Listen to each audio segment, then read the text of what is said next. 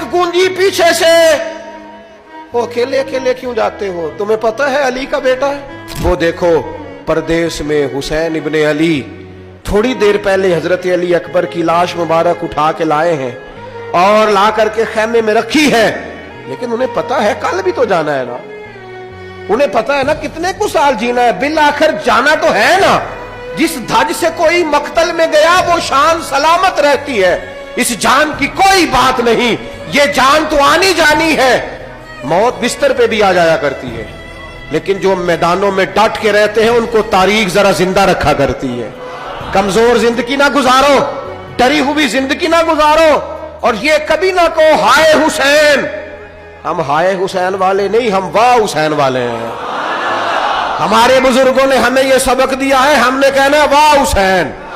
क्या कमाल कर दी इमाम अली मकाम ने, वाह हुसैन आपकी अजमत पे कुर्बान।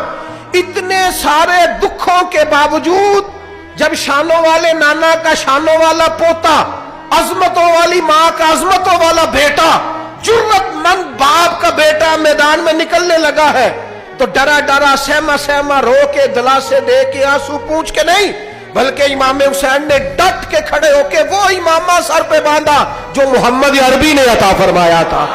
और हुसैन इब्ने अली ऐसे तो नहीं थे कि डरे बड़ा थे तो उनसे तलवार नहीं चली, उन्होंने तलवार चलाई, जो एक एक दो दो करके आते रहे वो कटते रहे, वो कटते रहे।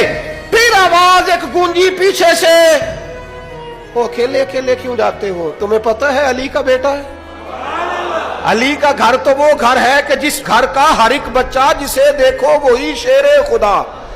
मालूम होता है अकेले अकेले जाओगे तो तुम चेहरे की रोशनी नहीं देख रहे, आंखों की सुर्खी नहीं देख रहे, मिजाज का वलवला नहीं देख रहे, तबीयत का बागपन नहीं देख रहे, और जवानी में शहादत की लज्जत से आशना मोहम्मद का नवासा नहीं देख रहे।